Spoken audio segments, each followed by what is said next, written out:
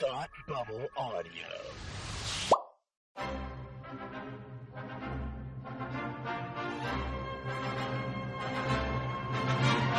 Look, up in the sky! You will never find the more wretched hive of scum and villainy. Welcome to Beer with Geeks with Tim and Frank. Who are you? I'm Batman. I am Iron Man. Your friendly neighborhood Spider-Man. Hi, Christopher. I'm Nero. My name is Inigo Montoya. You're a wizard, Harry. A couple of guys with a couple of beers and a whole lot of pop culture nostalgia. Make it so, number one. Ladies and gentlemen, the Beatles. The name's the dog, Indiana. Life finds a way. I am serious. And don't call me Shirley. Now sit back and crack open a cold one, because it's time for Beer with Geeks. It comes in pints? Shaken, not stirred. Great Scott! I was way off. I knew it started with an S, though.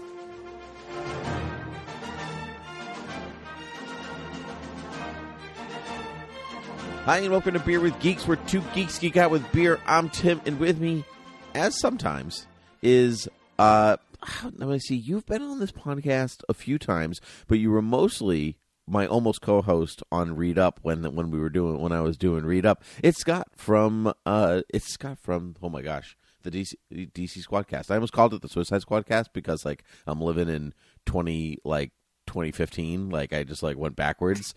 Like, oh my gosh. Like, I think it was still called the Suicide Squadcast the last time I was on Beer with Geeks. It might be. Yeah, wow. I just took like a backward spin, like, and I messed up. Anyway, Scott, welcome to the podcast. Tell us, for people who don't know you, tell us a bit about yourself. Well, I hope you guys would know me. I think the last time I was here was when we reviewed Solo. I think it was the last time I was here. Whoa, that's so long. That really is so long ago. Yeah, all right. Well, welcome back to Beer with Geeks, my friend. It is Sunday morning, so we are not drinking beer.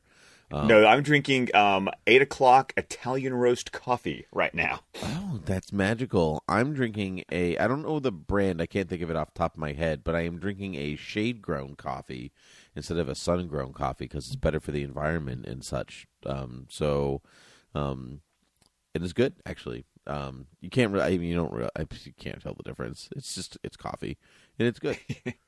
Yes, I drink it black, like my soul. Same, though. Yeah. But people, do you find that when you're at someone's house and they're like, oh, I'll make a coffee.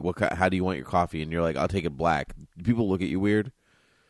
Actually not really, because frankly, in my circles, drinking it black is kind of like it's the default. It's the go-to. I at least hang out with people who, like, get me. It's like, yes, you understand. Just pour it in a cup straight from the pot and give it to me now. I find that... which is so funny because when I started drinking coffee, I remember going to my grandparents' house and my parents didn't drink coffee. So when I would go to, like, my mom's parents' house, that was, like, the treat. I got to have coffee. And by coffee, I mean... milk and sugar, and maybe I splashed a little coffee in there. Yep. Mm-hmm. I remember being a little kid and not having coffee and having tea and putting milk and sugar into the tea, and my siblings and I were like, "It's coffee," because that's how it always looked, right? Milk and sugar. But I'm a full on black coffee drinker, and it depends who I'm with. I guess I get looks or not looks. It's always that first time jarring if people don't know you and they're like, no, just black coffee. Whoa. You're hardcore. Yeah. It's good that way. Like, I don't need the sugar to make it delicious. That's how I can have like 1 million cups a day and not feel guilty about it. Yeah, exactly. Oh, but to the point of the conversation that we originally got started, introducing myself. Yes, I am Scott from the DC Squadcast. We are a podcast dedicated to talking the DC universe and movies, TV shows, and anything else in the multiverse. And we are part of Squadcast Media. So if you're interested, my co-host Tim, as we like to joke, he's Earth One Tim. That's right. You can go over to squadcastmedia.com and find our entire network of shows that covers film, television, comic books, and pretty much anything else. Yeah, man. It's good stuff. You guys have been I don't want to say you got it in the ground level of DC podcasts, but like you started before the like real true waves of fandom really took off, and so like you've been riding that wave, and you cover so much. It's you know what I'm trying to say. I know exactly what you're trying to say. I mean, we were one of the, we weren't the first, but we were one of the first to really sort of dedicate ourselves to DC content. We were definitely one of the first that had our mission of, oh no, we actually like this stuff, so we want to talk about it positively. Yep. And we like to, if we're going to ever pat ourselves on the back, it'd be like that we felt like we got in on the ground floor of that wave of, no, we're fans. Let's appreciate all the content, even if we don't like it. That doesn't mean we have to dogpile on it. Correct. And correct. And and it's crazy, but it's we're like 1 month away from our 7-year anniversary. Oh, happy anniversary to you then. That's wonderful. I want to say, so Beer with Geeks has been going on longer, because I remember you had comment when our first crossover episode was the on the football field, right? And I want to say we've been going for a year already previous to that, so maybe it's about 8 years for us, which is pretty wild. 8 years of podcasting, 7 years of podcasting. The fact that Scott and I have known each other for almost a decade online, and we still don't know what each other's knees look like, is pretty extraordinary. Oh, I just met my Tim. Literally just met him this past March for the first time ever. It was so like funny. It was like, this is what you look like? Is it weird meeting somebody, like when you see a celebrity at a con or something like that, and they're like, oh, you're like a regular-sized human. Like, I look at you, and you're like my size or my height or something. Was meeting Tim like that for you? Oh, no, but Tim was like, wow, you're shorter than I thought. It was real funny, but I will say, thanks to the advent of Zoom, since we started using Zoom, because it's so much easier to do podcasts when you can actually see the person that you're talking to. It's true. Little peek behind the curtain. And so the best part about that, though, was, when we met up at a Subway, we didn't skip a beat, because it was like, we knew what each other looked like. We kind of knew our physical mannerisms already from seeing each other over Zoom. Sure. So it was not as awkward as you would think after, talking to somebody on a computer for the last 6.5 years to actually meet them in person. It's true. It's what I have found is the learning how somebody walks. That's the new, because Zoom, you're always sitting, right? You're never doing anything. So like meeting somebody in person for the first time that you only know online, and then like walking with them, that is a surreal experience, because you're just like, we're moving. We don't do this just as people. So when we talk to one another, so that it's fun. One day we'll see each other in real life, but one day it is not this day. This day we're going to talk about the TomorrowVerse, which is the newest slate of DC movies. Green Lantern: Beware My Power just came out digitally, and so we're here to kind of just give our thoughts on what has been dubbed the TomorrowVerse, right? By fans. It's not its official name. Right. I'm going to be honest with you. Right before Green Lantern: Beware My Power came out, that was the first time I had ever heard that moniker. Me too. I feel like it appeared for this one. It maybe because Batman Long Halloween feels so separate right until the end. They don't feel connected, that one doesn't feel connected in the same way. So even though it's the same animation style, so like by the time you get to Green Lantern, you're like, oh yeah, you're telling a continuing story here. And you kind of felt that with Justice Society World War II, but I did notice that when they announced the 2023 slate of animated movies coming out at San Diego Comic-Con, they have finally started giving a little tag on the movie titles to let you know if they're going to be one of the standalone movies or whether they're going to be one of the continuity movies, these TomorrowVerse movies, because they never used to do that. You kind of had to question which one of these are standalones and which one of these were going to be, like the previous sort of what I call the New 52 inspired continuity. Now they actually say, thank goodness, they either say DC animated movie or DC Universe movie. And if it says DC Universe movie, it's actually part of this continuity. And I was like, thank you. That's very smart and subtle on their part. Because before it was just, you were literally only be able to tell by the animation style. And like you and I and a lot of people could do that. Like, oh, the animation's different, so obviously this is that universe. But I know a lot of people that are like, that don't think that way. They're like, so what if it's different? Who cares? Like, what does that mean that it's a different universe? So anyway, let's stick to the TomorrowVerse. If we have some time, we'll talk about some of the other ones that were released. But and we'll just go in release order, starting with Superman: Man of Tomorrow, which is the where the TomorrowVerse moniker comes from, and it's the new age, the new dawn of this universe of Superman. Like he's coming in hot. How did you like Superman Man of Tomorrow? I didn't actually. Yeah, it's okay. Yeah. It's you know what? Here's the thing. I'm coming right hot off the heels of Apocalypse War. From the previous continuity, and dang, that was a banger of a finale for that continuity. And this new continuity happens, so you're getting a brand new, never seen before animation style. I remember the talk at the time was kind of Archer-like. Yes, it's a more fluid Archer. More fluid Archer with that very, very cel-shaded kind of look to it. Yep. And so you're also getting a whole new voice cast for all the characters. We're starting from the beginning again with all these characters. As DC fans, we're kind of used to that.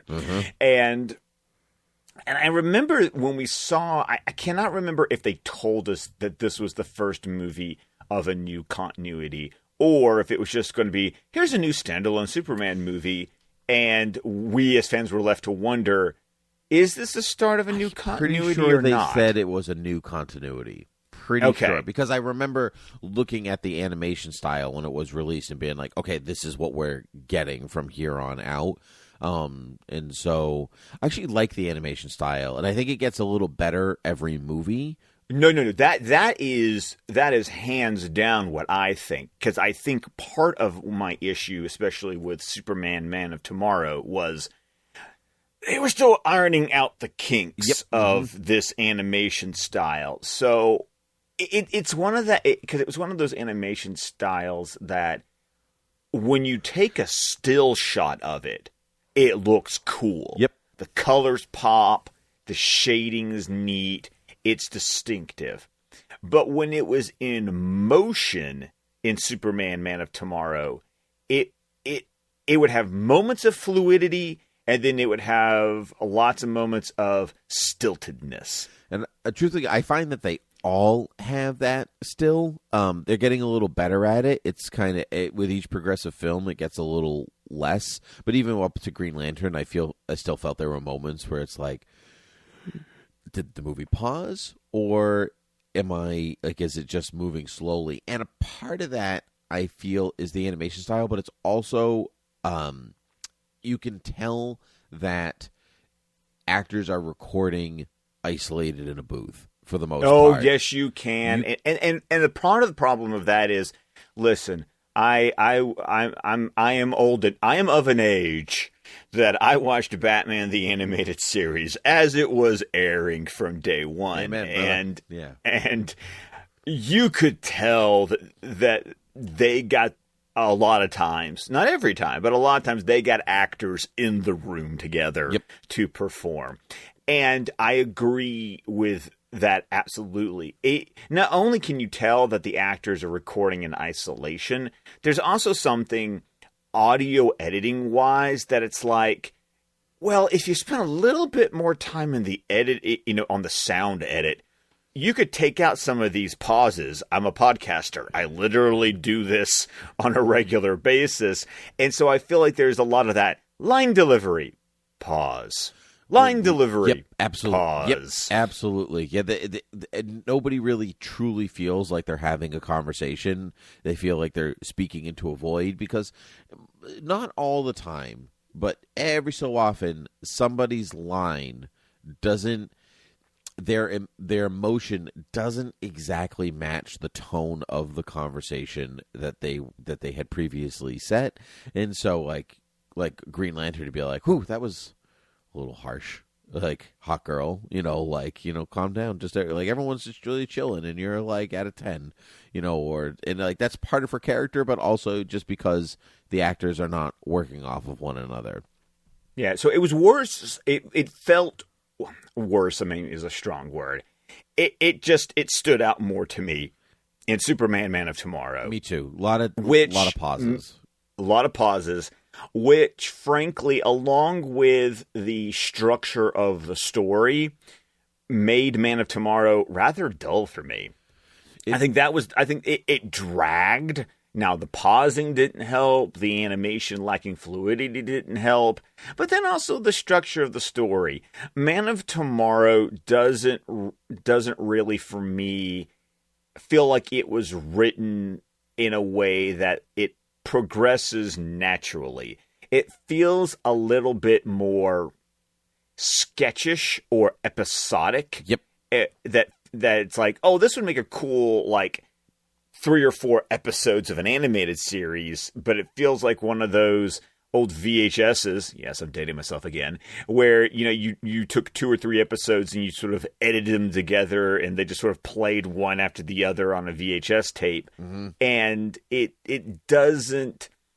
can connect, but it's not tight. And that's another thing that they have definitely improved upon by the time they get to Green Lantern, Beware My Power. Yep, I agree. There's a lot of wasted space in Man of Tomorrow. In animation, like you have to, the story and the animation have to continue to keep flowing. Otherwise, you lose the audience because you're, in a live action movie, your eye catches movement on screen no matter what's happening, right? Because you're attuned to look for it, and you can't. Things just happen, but in animation, it's just a picture that happens to be moving. So when it's not moving, you're like you come out of it pretty quickly. And so like they don't believe in like the tightness of storytelling. Like in a 22-minute episode show, every second counts because you only have 22 minutes to tell that story, so there's not a second of wasted space. And I feel like they're like, that's 90 minutes, so we can like make it feel like a live action movie, but it be animation, and it wasn't working early with me. No, it was not working early, but it had elements that I liked. I liked the idea of Martian Manhunter being a mentor for Superman. Me too. That was really cool. Lobo worked for me really well in that movie. He was fun, and you could tell that the actor who I'm blanking on their name, but I know he's like a Sons of Anarchy. Ryan Hurst played Lobo. Yeah, from Sons of Anarchy, which is like, oh yeah, you would totally be Lobo. Thank you, I appreciate that. Yeah, I think the biggest thing that got me was their depiction of Parasite, especially by the end where he basically became a kaiju. Yep. I just went, nope, you've lost me now. Yeah, some of that worked and some of it didn't. I liked Zachary Quinto's Lex Luthor. I liked Darren Criss' Superman. Alexandra Daddadio's Lois Lane was pretty good. Like, everyone, but it also, because none of them are real voice actors, or a lot of them are not real voice actors, they're, like trying voice acting sometimes for the very first time. It's a different style of acting. It's almost more like theater than film, because like you have to be more emotive, you have to be more expressive, and so like you're just like trying to pull people in through just your voice, and the animation like almost just backs you up, but it's really what I'm listening to that cues me in on everything, especially this new animation style that's not overly emotive. So so I like all those things, but we have other movies to talk about, so let's move on from Man of Tomorrow.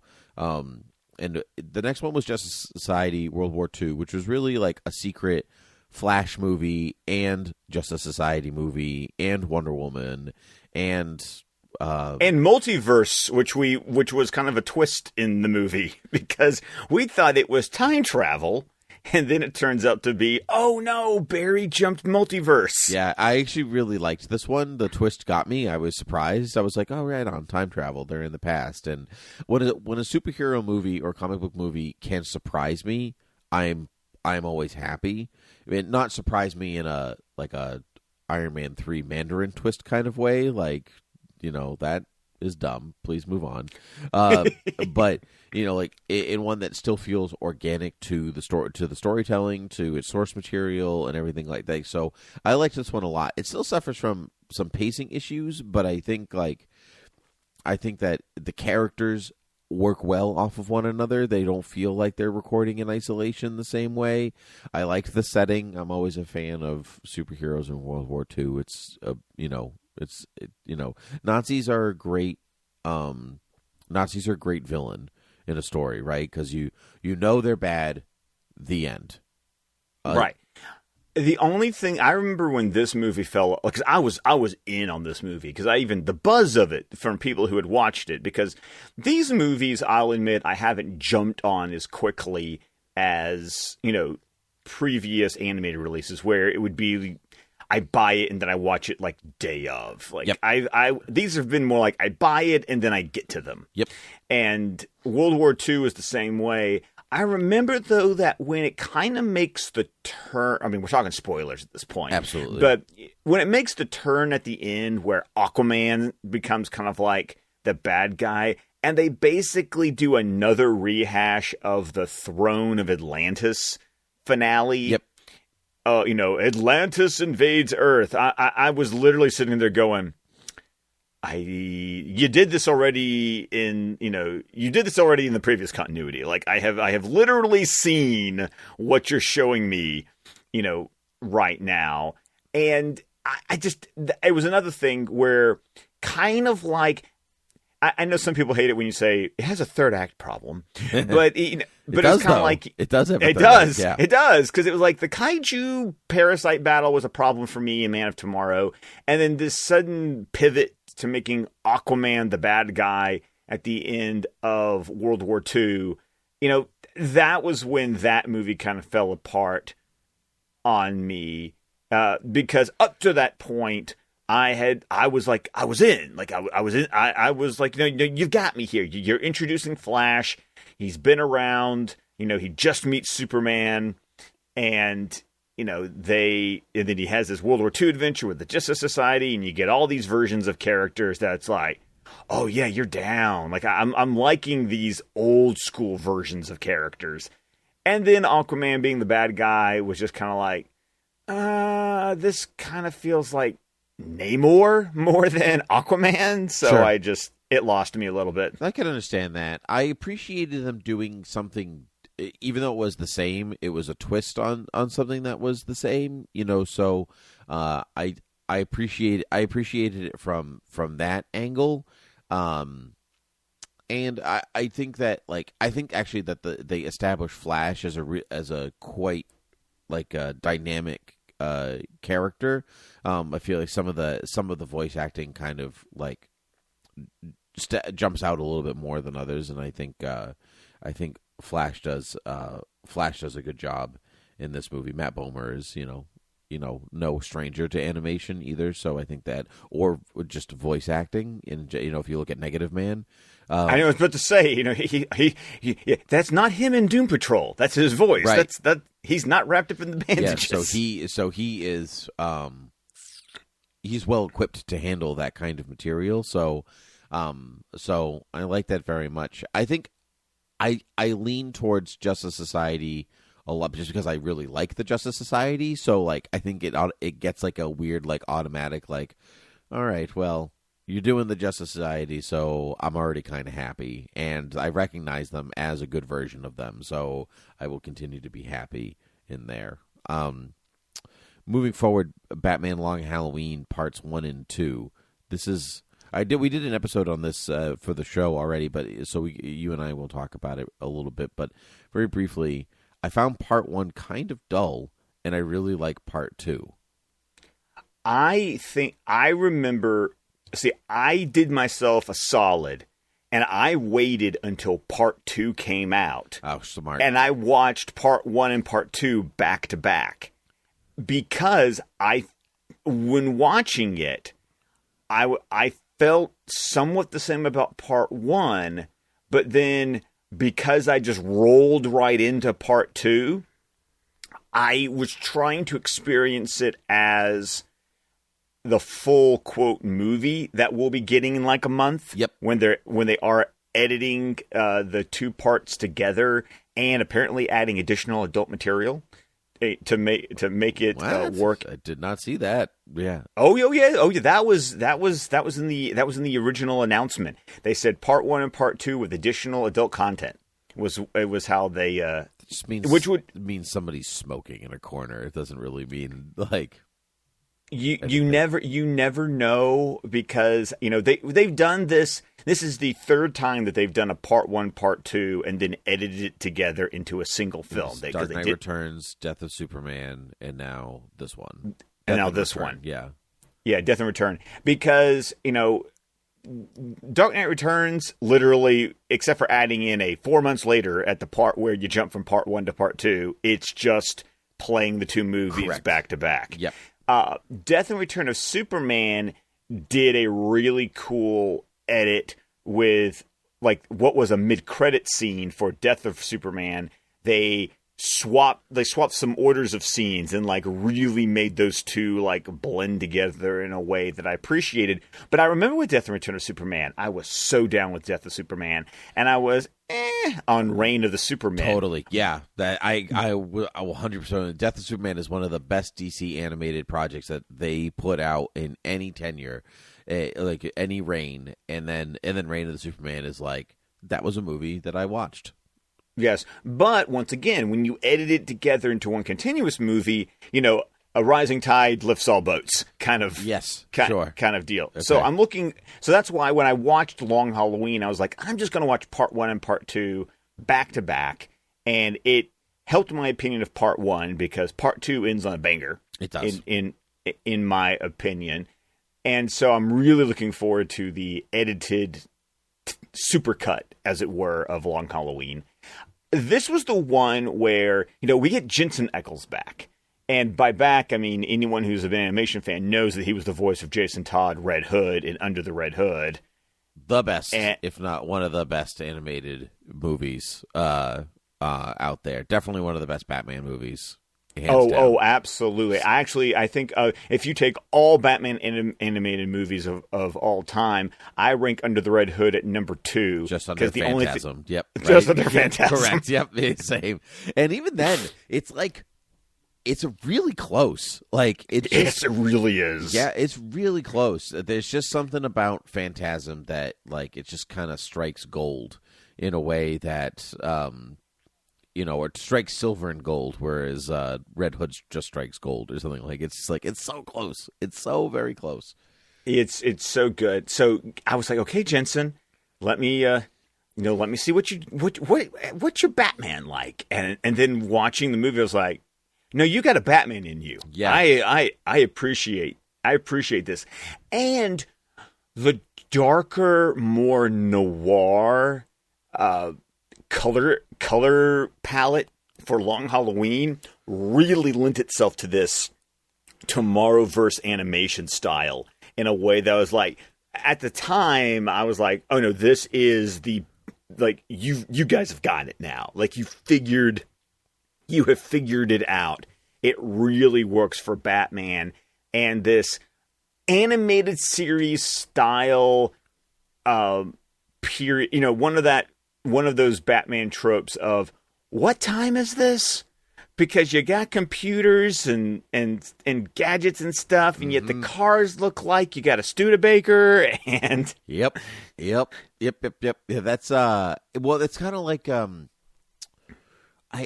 it feels like the Timverse, but it feels like the TomorrowVerse. It feels like the comics. It doesn't feel like Tim Sale. May he rest in peace. Like that's the like that. But what I think is a testament to Long Halloween, the book, is an incredible experience. Everything blends so well together. But it is a testament to the story itself that it can sit outside of its iconic art style and still tell a good story. And so, because comics, just like TV, movies, whatever, it takes two to tango. Yes, it does. And so I'm glad that this animation style still lends itself to that story. Instead of feeling more like a comic, it feels a little bit more like The Godfather, which was absolutely.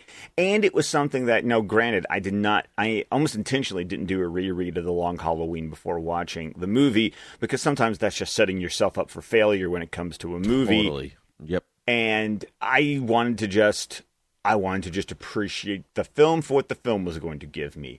And the amount that, from my memory, it really fleshed out Falcone so much more in the animated movie than what the book did.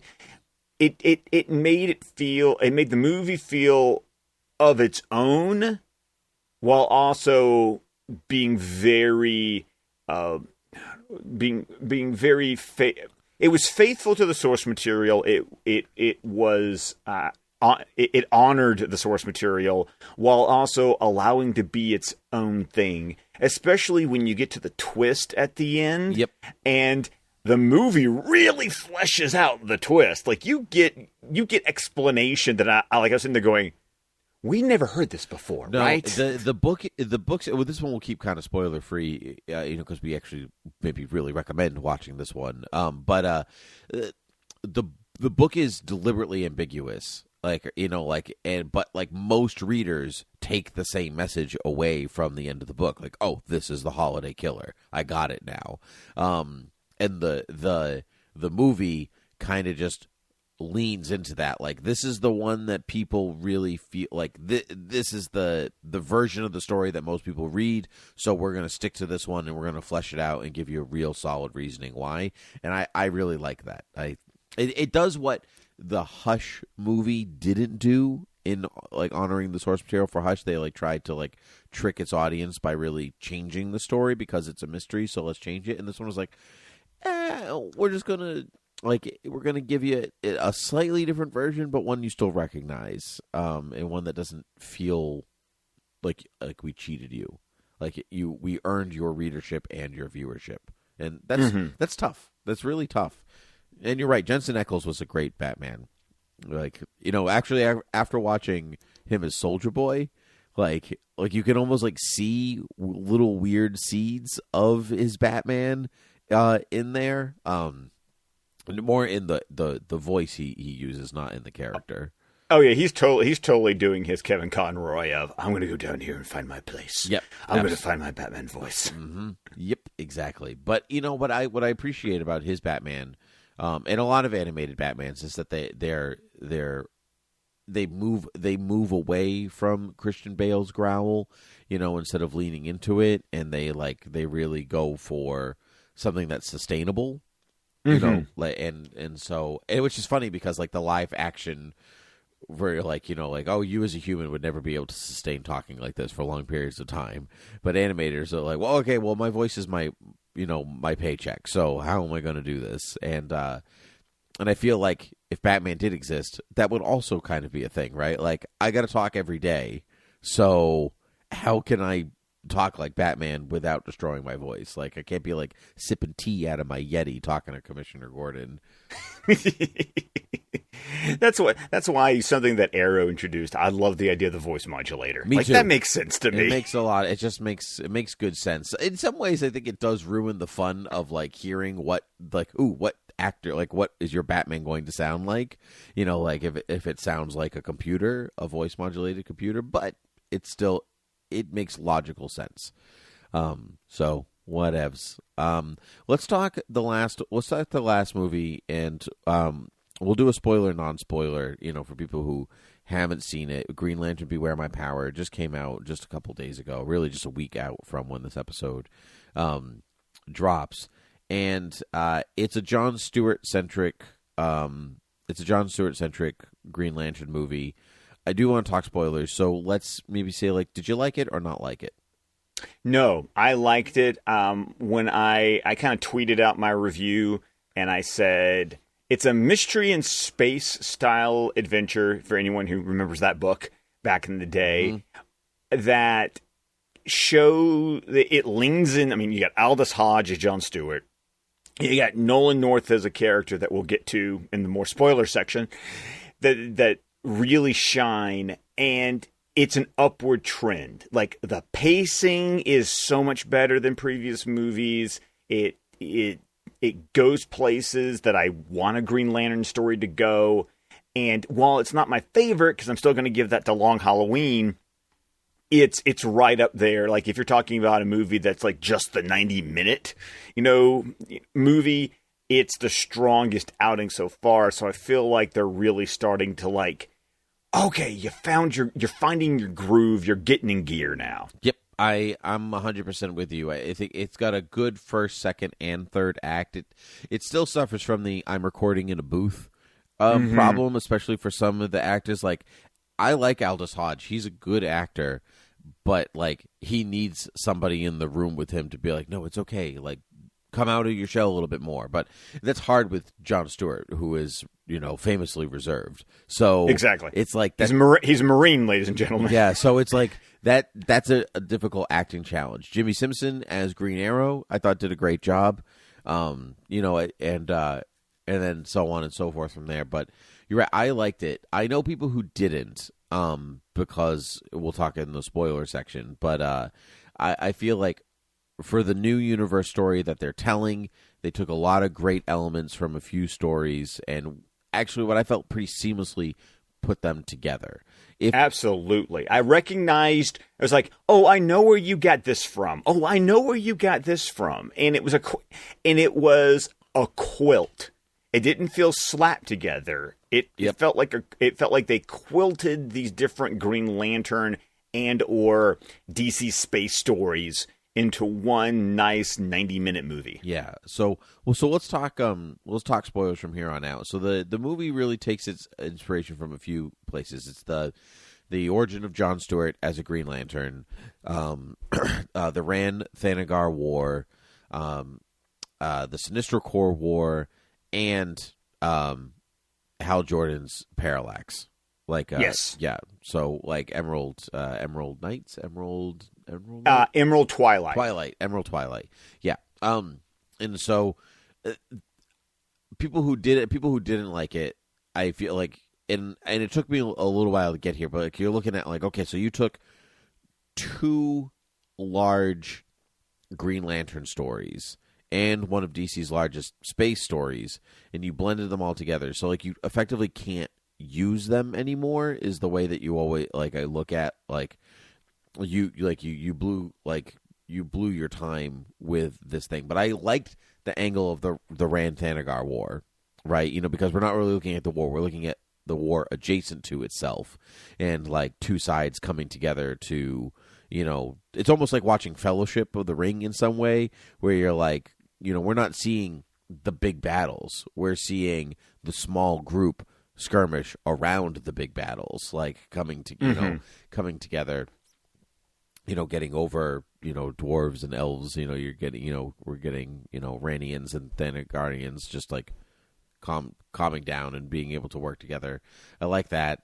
I feel like Sinestro was a bit of felt like a bit of a waste with the Sinestro Corps. It was there they are. Wow. See ya. Yeah, and also, I don't know the name of the actor, but the actor playing Sinestro underwhelmed me. Of course, yep. The last time they really had Sinestro, it was freaking Victor Garber. I mean, before that was Jason Isaacs. So it's you're like you've got like great Sinestro actors in your back pocket, and he was serviceable, but that's because Sinestro dies. So, which also feels like, okay, well, guess you're moving on from Sinestro as well. And then you get Hal Parallax, which I thought was really well done. It was very cool. I called it though. Did you? Totally. I called it. It's something I knew something was up when he was like, you got to take the hard line and start killing. I was like, Parallax. But I didn't think that they were going to do it in this movie. I thought they were just planting the seed for later. They're planting the Parallax for later. I think what made me kind of figure it out is that, okay, you start off with Jon Stewart. I was so glad because I didn't really watch a lot of trailers for this one. I didn't. So when I saw the ship crashing, I was like, "Oh, were we really going to give Hal's origin to Jon Stewart?" That's what I thought too. I was like, "Oh, we doing Superman the animated series all over again, where it's Kyle Rayner, but it's the Hal Jordan origin story. It's just like that thing again." Yeah, but when it was one of the Guardians, I was like, "Oh, okay." And then you find out that it's Hal's ring. And I was like, oh, so Hal's in this universe. Because that was another thing about this movie is, wow, we've skipped some time and stuff's been happening that they didn't show us. Totally. And I think, yeah, like the Watchtower and all that. Watchtower and Vixen and Green Arrow, and Green Arrow having a relationship with Hal, which kind of calls back to like the Denny O'Neil, Neil Adams, run.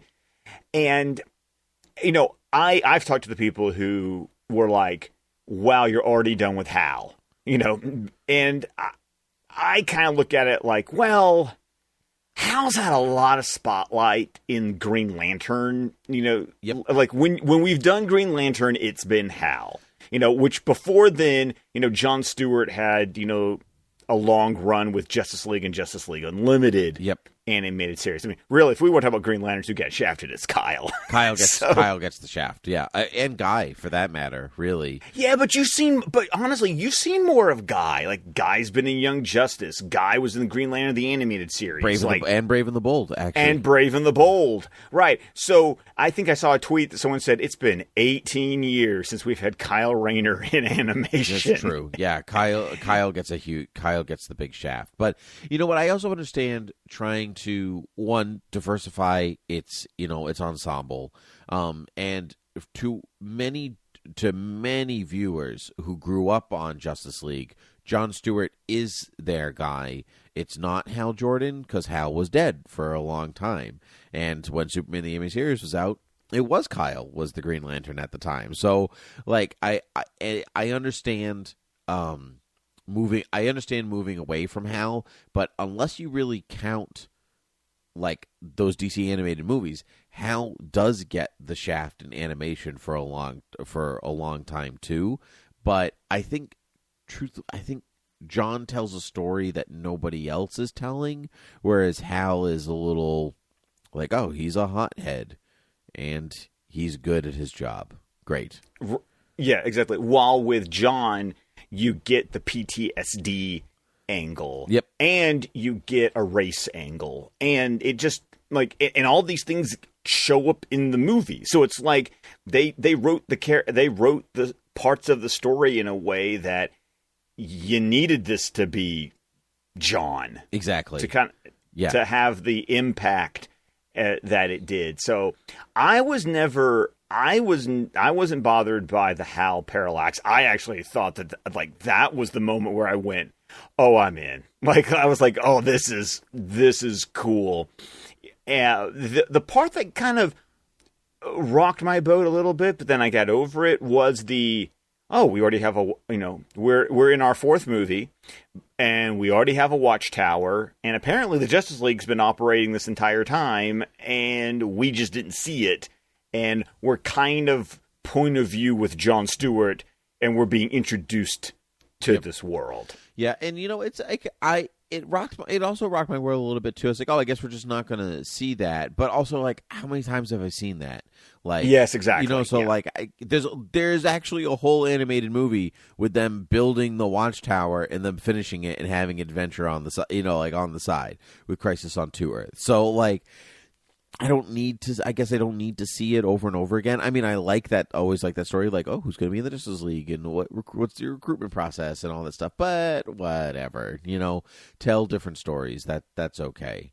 I'm a big Thanagarian fan. I like the Hawks very much, so I like the Hawkgirl having like a front and center role. And I felt that.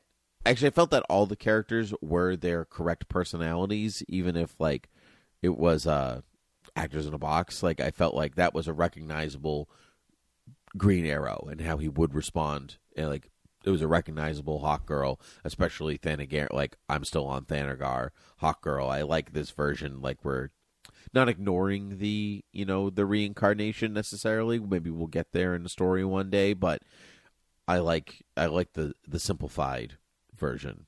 You're an alien with wings. Yes. Yeah, I can get behind that. I remember the one thing that kind of surprised me in the movie was when Adam Strange popped up. When I saw the Zeta beam and then there was someone standing there, I was like, oh, we're getting Adam Strange. Yep. This is awesome. And we're getting like a grizzled, shell-shocked veteran Adam Strange. I really liked the inclusion of Strange, and I liked its version of Strange. And truthfully, the animation, like his fighting style with the rocket pack, like was really cool. I felt that this movie actually, more than the others, like really, like stepped up its fight choreography. In the way that it designed certain things. I loved the ring constructs and the way they came, the way it looked when it came from the ring, and the ring's design itself. Like that all really worked for me. Just briefly before we kind of wrap up, this movie, ahead of the other ones that we've talked about, I felt characters truly had arcs that were resolved in a good way by the time you get to the third act and things wrapping up. Like, oh, this is where John started and left. This is where Green Arrow started and left. This is where Shayera started and left. Everybody actually journeyed organically in the story, which is not something that always happens in superhero movies. Like, I want to say, like, maybe like the Justice Society movie, they're basically the same. Like from start to finish, like Superman obviously has an arc, but he's still just Superman. Yeah. And I don't even think Batman really has an arc in Long Halloween because that's not really the design of the story. It has some, but like this one is very pointed. And like characters are working through stuff, and like for Green Arrow, for example. The whole movie to be like, we got to go find Hal. He's still alive. He's still this. He's still this. He's my best friend. For him to then shoot and to kill Hal Jordan as Parallax was very powerful. Like it really it to me it worked so strongly because this movie worked so strongly because it gave due time to the journeys of its characters.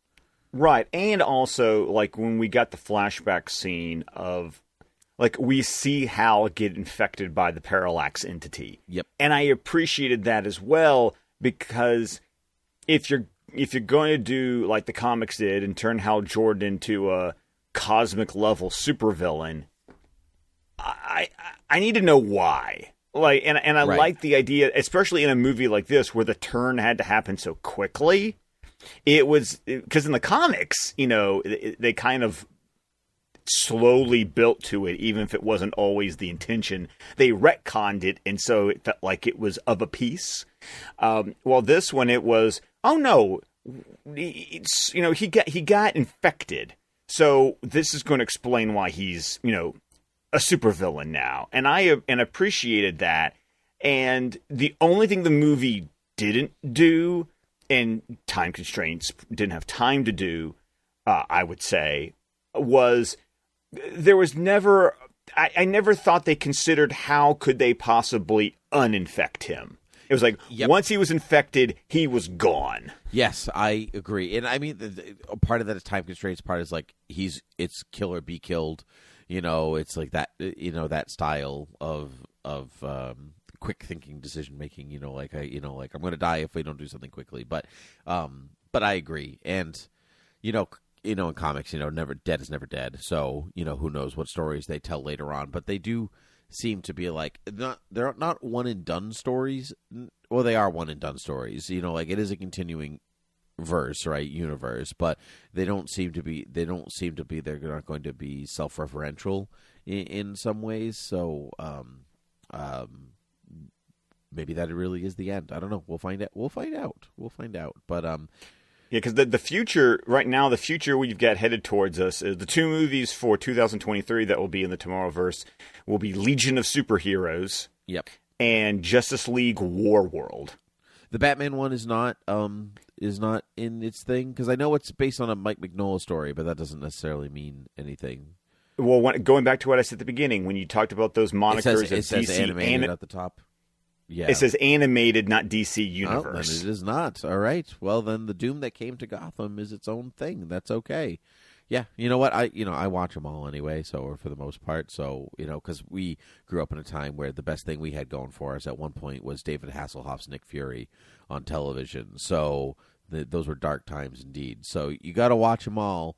Otherwise, they go away. That's how they get us. So, well, Scott, thank you so much for coming on today. We are out of time. You already told everybody where they can find you, but I will link to all those things in the show notes. Anything else you'd like to add before we take off? I think the only thing I didn't get to say is that if you'd like to follow me on Twitter for any random thoughts or tweeting that I may have, you can find me on Twitter at ScottDC27. Fantastic. And you can follow me at TimothyPG13, as well as Beer with Geeks on Twitter, Gmail, and Facebook. And you can email us at gmail.com. You can go to beerwithgeeks.com or thoughtbubbleaudio.com to check out all of the Thought Bubble Audio shows. Rate and review us on iTunes and other places podcasts can be found. And, of course, you can support all Thought Bubble Audio shows at patreon.com/thoughtbubbleaudio. Scott, it was a true pleasure being with you today. So until next time, cheers.